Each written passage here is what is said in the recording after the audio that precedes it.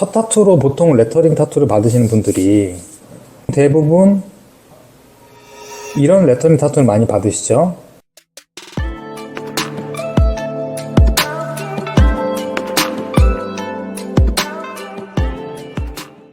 안녕하세요.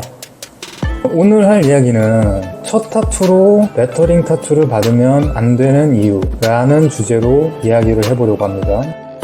물론 첫 타투로 레터링 타투를 절대 받지 말라는 말은 아니고요. 제가 오래 작업을 해온 경험상 타투를 처음 접하고 첫 타투로 레터링 타투를 선택하시는 분들 중 후회하게 되시는 몇 가지 유형이 있습니다. 첫 번째 유형은 첫 타투니까 큰 타투는 부담이 되고 딱히 하고 싶은 디자인은 없는데 타투는 하고 싶고 레터링 타투는 글자이기 때문에 뭔가 의미가 있어 보이기도 하니까 타투를 왜 한 거냐는 주변 사람들의 질문에도 답변을 하기가 편하죠. 그러다 보니까 레터링 타투가 가장 만만해서 첫 타투로 레터링 타투를 선택하시는 분들이 계십니다. 이런 경우가 생각보다 꽤 많습니다. 타투는 하고 싶은데 마땅히 하고 싶은 주제도 정하지 못한 상태이고 그림이나 큰 타투를 할 만한 용기도 없고 마음의 준비도 안 되어 있어서 다른 사람에게 설명하기 좋은 레터링을 차선으로 선택한 경우죠. 이런 마음가짐으로 타투를 받았는데 후회하게 되는 것은 너무나 당연한 일이죠. 두 번째는 레터링에 담은 의미에 대한 내 생각이 변한 경우입니다. 사람들이 대부분 오해를 하는 게 그림이라서 질릴까봐 레터링을 선택하는 경우가 있습니다. 특히나 첫 타투로 레터링을 받으시는 분들이 이런 경우가 꽤 많습니다.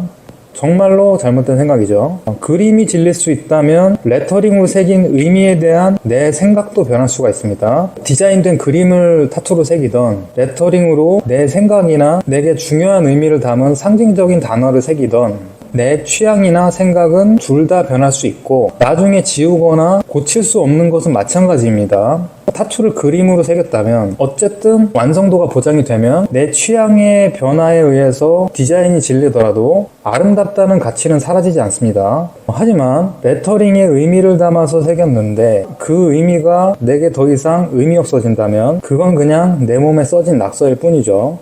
그림이라서 질릴까봐 레터링을 선택한다는 건 매우 잘못된 선택입니다.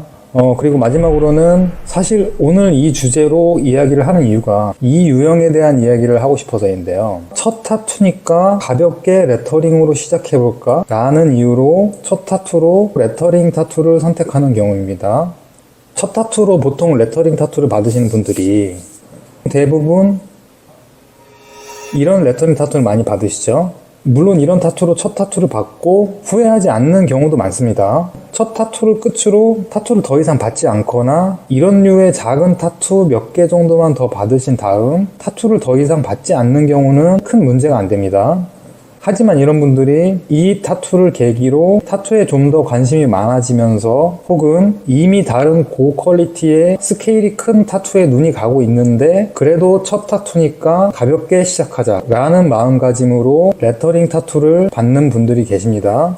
여기서 가장 큰 문제는 처음이니까 가볍게 라는 것이 가장 큰 문제입니다. 이런 경우 타투에 관심이 점점 많아지거나 더 큰 작업까지 욕심이 나기 시작하면서 문제가 되기 시작하겠죠. 예를 들어서 이런 타투를 첫 타투로 받았는데 시간이 지나서 마음의 준비가 되고 용기도 생겨서 스케일이 큰 긴팔 타투를 새기고 싶어졌어요. 이때부터 문제가 생기죠. 이걸 커버업을 하면서 진행을 해야 하거나 하는데 이럴 때 상당히 거슬리게 되죠. 불가능한 건 아니지만 내가 다음 타투를 받을 때 선택할 수 있는 디자인에 제한이 따를 확률이 매우 높습니다. 기존의 타투 때문에 디자인에 대한 제한이 생기는 게 싫어서 다른 부위의 작업을 받게 되더라도 첫 타투 이후에 더 과감한 타투를 진행하게 됐고 이제는 거기에 눈높이가 맞춰졌어요. 근데 그 이전에 가볍게 해보자는 식으로 했던 타투는 지워지지 않죠. 그때 가면 이런 타투가 굉장히 볼품없어 보이게 되겠죠. 나중에는 좀 창피해질 확률이 높습니다.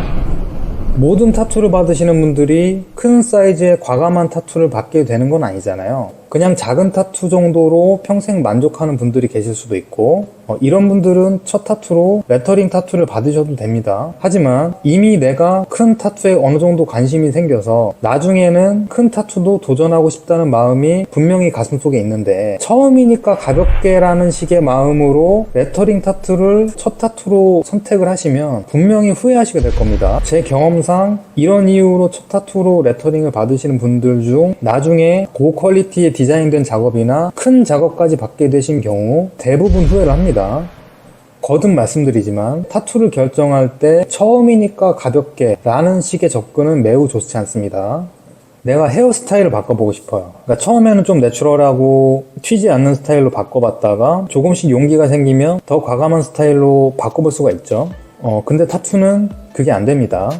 타투는 지워지지 않는 것이기 때문에 헤어스타일처럼 나중에 바꿀 수가 없고 옷처럼 갈아입을 수도 없죠. 그렇기 때문에 반드시 내가 추후에 얼만큼까지 과감한 타투를 도전하게 될 것인가를 스스로에게 질문을 한번 해볼 필요가 있습니다.